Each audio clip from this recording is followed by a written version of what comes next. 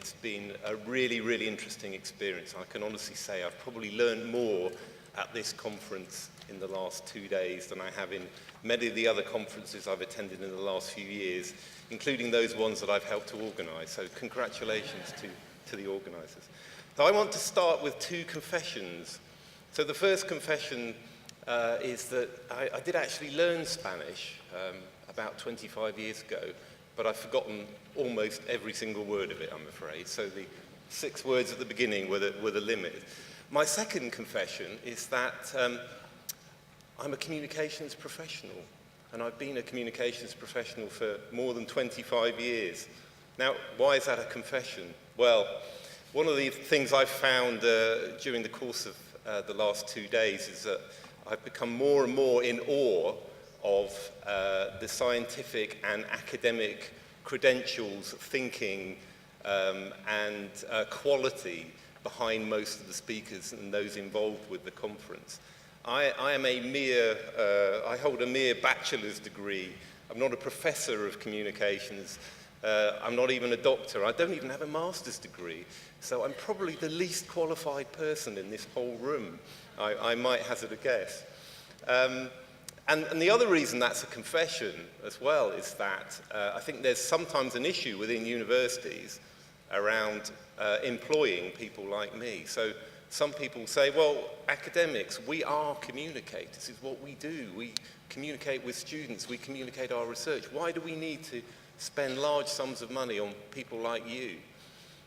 So what I'm going to try and do in the next 15 minutes just is explain how bringing in external professional communications focus can actually help universities. It's not about bringing us in so we go off and do our own things. It's about working with the community. The other thing is, my other response to that is that, well, actually, I'm quite cheap. Some may argue with that. Okay, so I'm going to focus very much on the practical elements of how I do my job and how my team operates. But I'm also going to try and answer some of the questions that were raised by the scientific committee. Just thinking about what's happened in the last hour, actually I'm going to change the title of my presentation. It's actually now going to be As Juan Manuel Said, because actually he's covered almost everything I'm going to cover. But hopefully I can give you a perspective on how we take some of these things forward at UCL, my organisation, and a bit more broadly. So the first question I wanted to address is who in the institution manages reputation. I'm now going to change that to who cultivates reputation, because I think that's a really good language nuance that we've learned over the last couple of days. And actually, this is exactly the same slide, I think, as one of Juan Manuel's slides. So for me, absolutely, it's a whole university endeavour. Reputation is about everyone. It's about all academic staff. It's about all our students. And indeed, it's about all our alumni. I tried to find a picture of our whole community at UCL. That's as many as I could find there. It's not quite the 35,000 students and 200,000 alumni, but it's as close as I could get. And of course, as we've already heard, everyone has a stake in reputation, both from a positive perspective, but also potentially from a negative perspective. I just wanted to give you one interesting example there. So one of the great things for me about working at a university, compared to some of the other places I've worked, and you can probably guess which ones, is that we spend the vast majority of our time on positive, proactive communications, building our reputation, and we spend a relatively small amount of time on reactive communications, trying to manage our reputation. But as has been said on a number of occasions, just one person can have a negative effect on your reputation. And we had an example a few years ago. You might remember the underpants bomber who tried to blow up a plane over Detroit on Boxing Day about 5 years ago. Turned out that that individual was an engineering graduate from UCL. So I then spent the whole of that Christmas period trying to defend the reputation of UCL, which we managed to do, I think, but it's a good example of where actually it is about the whole community and it can be both negative and positive. It's also about the senior leadership, and Juan Manuel just spoke exactly to that topic. If you haven't got the senior leadership understanding their role around reputation, then you're not going to get anywhere. But then it's also about, I think, about ensuring that you've got a professional communications team that understands their role and can work in the right sort of way to help the university do what it needs to do around reputation. And I think there is a question as to how do you organise professional teams, and there are very different approaches in different parts of the world, but also things have changed quite dramatically over many years. And just to illustrate that, my first job on graduation was in a university, the University of Sussex in 1987. I was one of two people, two professional communicators, doing the role that now I have whole teams of people doing at UCL. It might surprise or shock you, or maybe not, I don't know. I now have 60 people working in my central team at UCL, all professional communicators, skilled in different elements of the role. And I think even within a UK context, that illustrates how things have changed over the course of the last few years. So I said I'm going to be practical here, but inevitably I do need to talk a bit about some of the theory in terms of how we go about doing this. And I'm just going to articulate how I think we help to build reputation.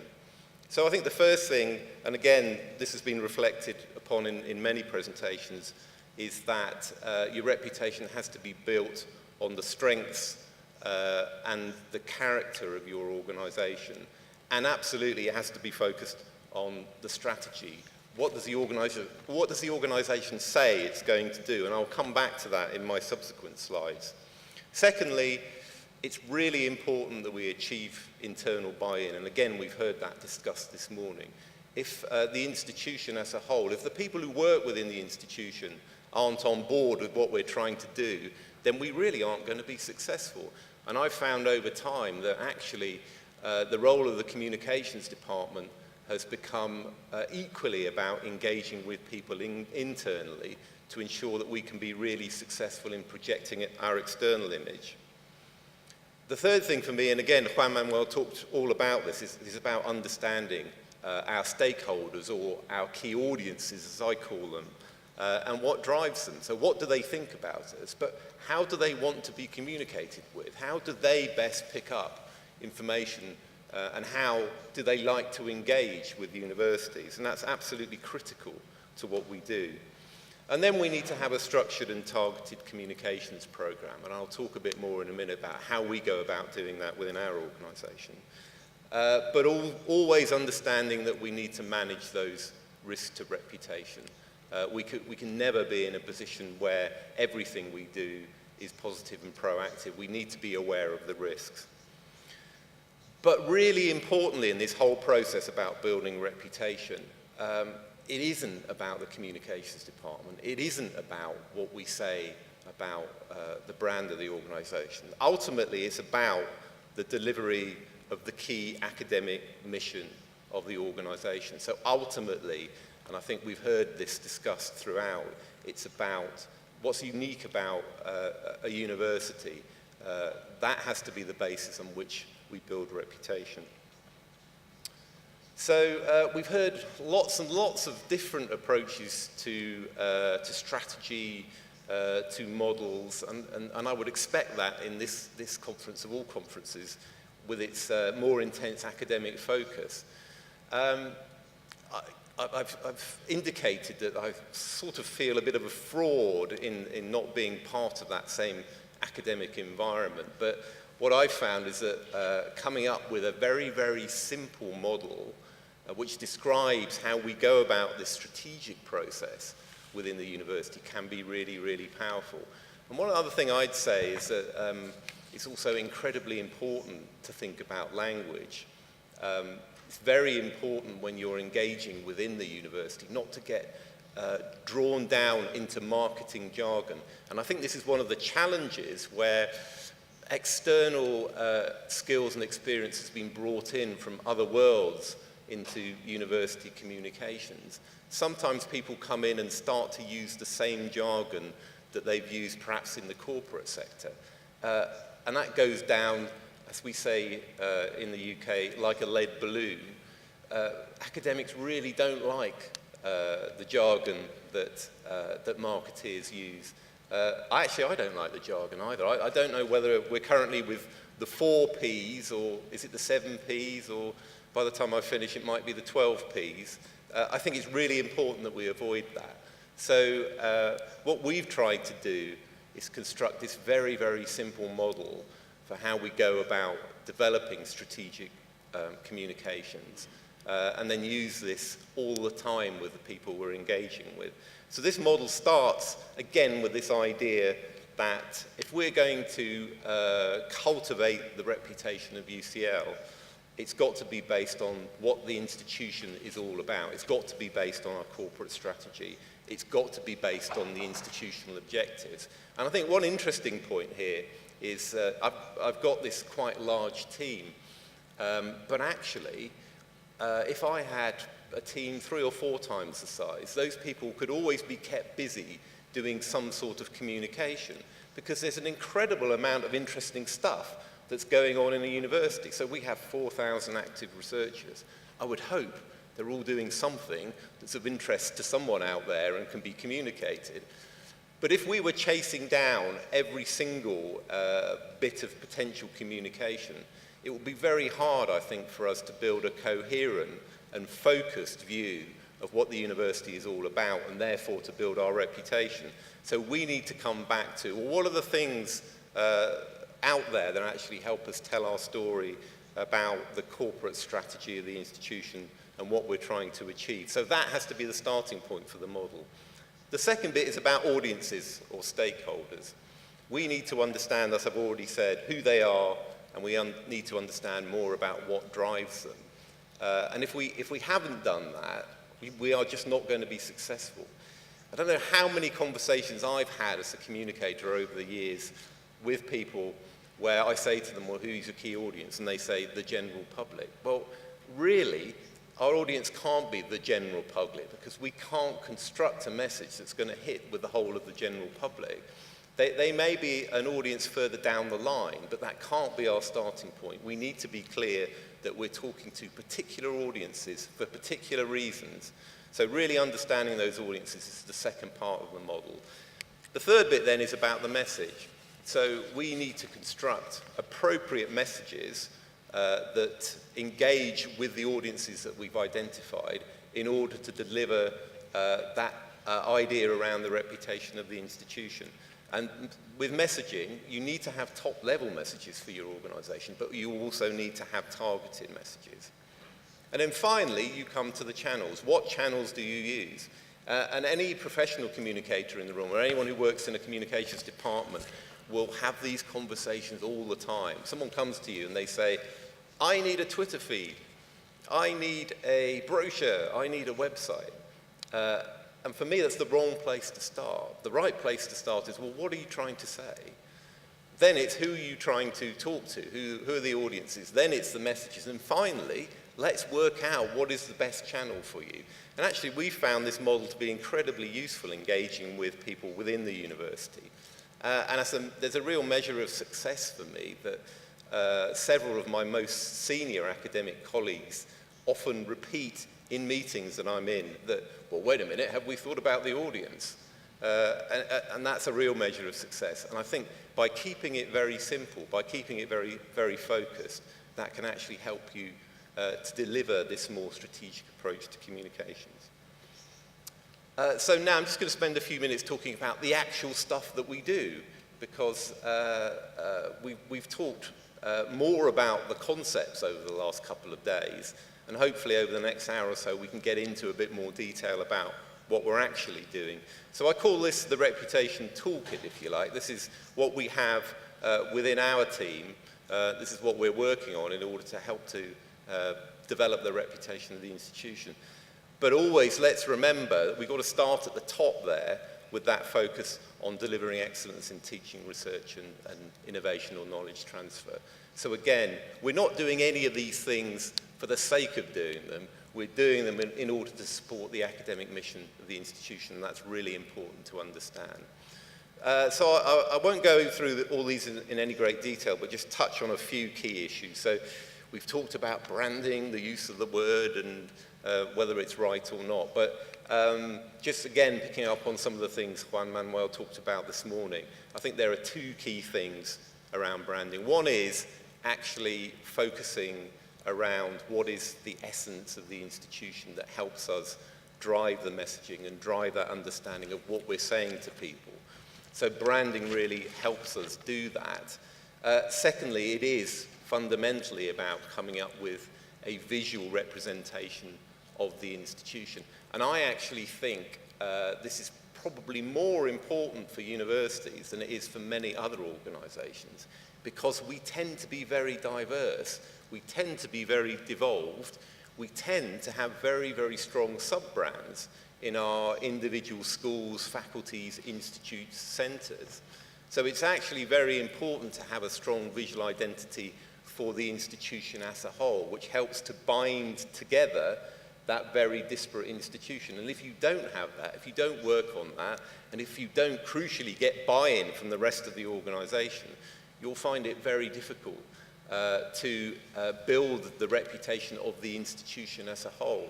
Well, we have this very particular problem with my own institution. So our name is University College London.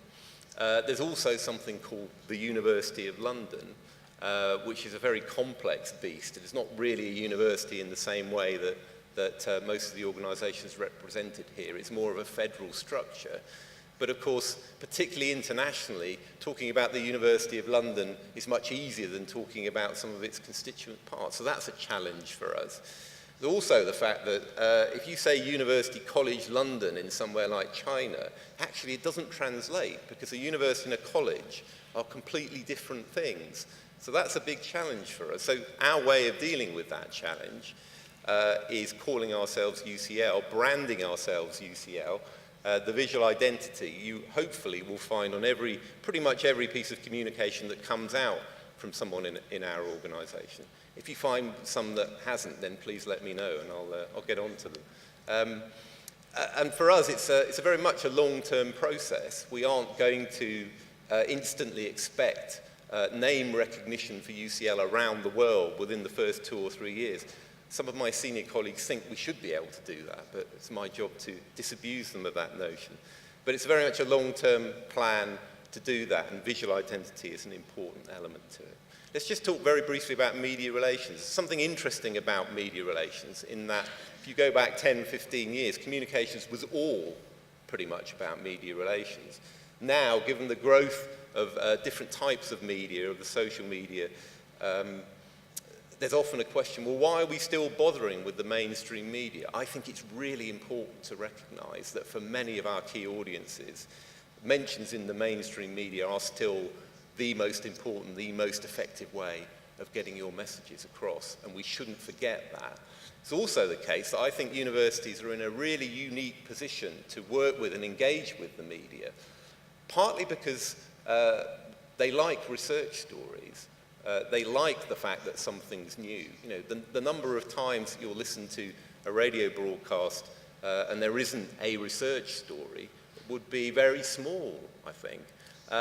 But also we have a tremendous opportunity, and this has already been mentioned this morning, around the role of our academics as experts. So on the one hand, their focus is very much on their own research and promoting and explaining that, but they are also the people who are there to interpret and to comment on everything else that's happening in the world. Good example, we have a general election going on in the UK at the moment. It's a really tremendous opportunity for us to use academics in many different areas to comment on the policies that the political parties are representing. Our media profile over the last 2 or 3 weeks has shot up massively because we're putting our academics forward to comment on many of the issues of the day, and that really does have an impact on our reputation. I've talked already about the importance of internal communications. I just reflect, I've been at UCL 8 years. When I first arrived, I didn't even have responsibility for internal communications. I'm not sure anyone had responsibility for internal communications, and so we didn't really do it very well. It's become more and more important over time because we need to understand what's going on across the institution, but we also really need to harness the role of all of our staff and students as ambassadors. And without solid, also innovative internal communications, not just doing a newsletter, but finding ways of using new platforms and social media for engaging with different parts of the internal audience is really, really important. I just talk very briefly about social media. Clearly, social media has transformed the way in which we engage with some of our audiences. But I would always have a note of caution around putting all of your eggs into the social media basket, diving in and developing huge Facebook sites, Twitter presences, etc. Because you need to think about how those audiences are using social networks. So I always remember this really interesting phrase that people used around the development of Facebook. So Facebook is a social network. It's where people are engaging with their social community. And actually, institutions like the corporate level of universities expecting that you can develop your own Facebook site and suddenly everyone's going to be on there engaging with you is actually really unrealistic. They actually want to be engaging in environments which reflect their social engagement and their social life. And I remember this fantastic phrase someone using, you've got to be careful not to be the dancing dad. Now, this might not translate into Latin culture, where probably dads are better at dancing, but certainly in England, you don't want to see your dad dancing with their teenage children. And that's quite important. You've got to make sure that you leave certain spaces within the social media environment for people to interact in their own way, but also working out how can we engage at the right moment. So with social media, it's important to have presences in certain areas. More important for me, I think, is about monitoring, understanding what's going on, and then being able to engage and interact at the appropriate moment. And then one final thing on social media. I think where communications departments have really had to get to grips with this is around the speed of innovation. So as universities, we want to be near the cutting edge. We ought to be near the cutting edge around innovation in all sorts of areas. So it's very important that communications departments can understand what's going on within the changing world of social media and react to that. And one observation for me is that when I first arrived at UCL, most of the people in my team were writers. So they spend most of the time writing for print publications or starting to write for the web. These days, a much bigger proportion of my team are people with technical skills. You need to be able to have people who can build social media platforms very quickly to make sure that you can be nimble and responsive and be somewhere near that cutting edge. And that's been a big change for us over time. And just finally, I'll say something which, again, Juan Manuel has talked about this morning, is this focus on evaluation of metrics. This is a vital part of what communications departments are doing and should be doing more of. So it's partly about our role in helping to understand those audiences, what drives those audiences, and therefore to help shape the way in which we communicate with them. We've also got a responsibility to make sure that that actually quite large investment that is going into my team is paying dividends for the institution. So we have to find the right way of coming up with metrics and evaluation to prove that worth. And for me, that there are really two key things that we need to focus on. First of all, the new world of social media does provide you with the opportunity to gather information about who's engaging with you much more effectively. But you have to find intelligent ways of presenting that. We heard about scorecards yesterday. That's a really important focus for university communication departments to develop the right sort of metrics that actually help you understand things and help to change your behavior. And the second one, and really crucial, is around stakeholder perceptions work.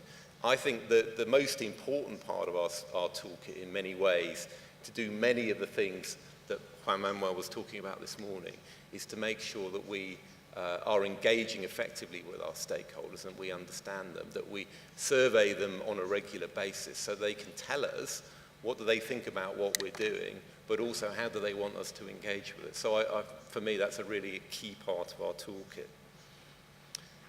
So I've only got 2 more slides, and the last 2 things I wanted to focus on were networks, and these were issues that were raised by the scientific committee.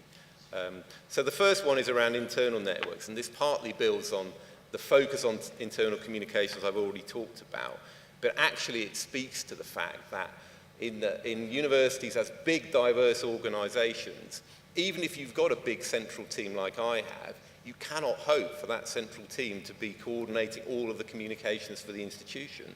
And neither should that be your ambition, because we are not best placed to do much of the engagement and communication that will help to build the reputation of the university.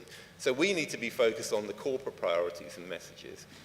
And then we need to be able to work with and support communicators at the local level within the organization, in schools, faculties, centers, institutes.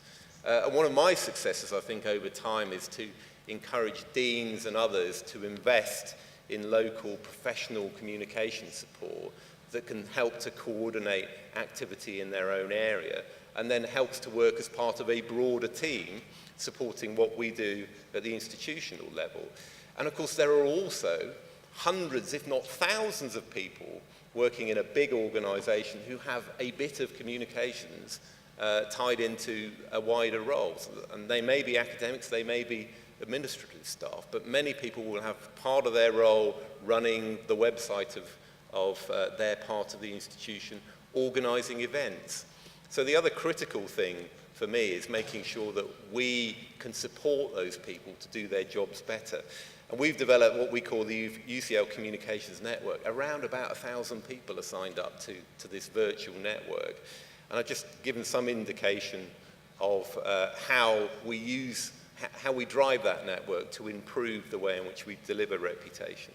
So we have an open meeting on a monthly basis where anyone involved with communications as part of their role can come together and talk about some of the key things going on within the institution. We share intelligence, from our stakeholder perception research, or any information that we have around understanding audiences better. We involve those people in task groups around particular initiatives. A lot of those are about developments and the web, but they might be focused about particular priorities in, for example, student recruitment that are important for departments as well as for the institution centrally. But the other critical thing here is that what we do as a central team is that we also offer training and skills development for those people who perhaps aren't professional communicators. It's important to help them do their jobs better, but it also helps to really bind them in with what we're trying to do as an institution.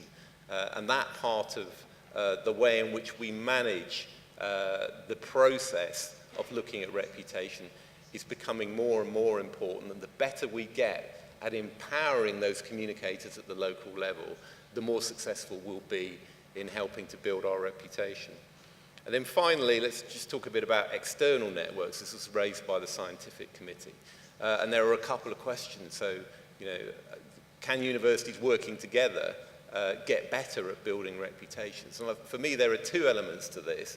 One is we will be part, as institutions, we will be part of networks for various different reasons. And probably the 2 key ones that my organisation is involved with are the Russell Group, which is the top 24 research-intensive universities in the UK, and the League of European Research Universities, which represents 21 research-intensive universities across Europe. And in both those cases, we have forums for communications directors where we come together on a periodic basis.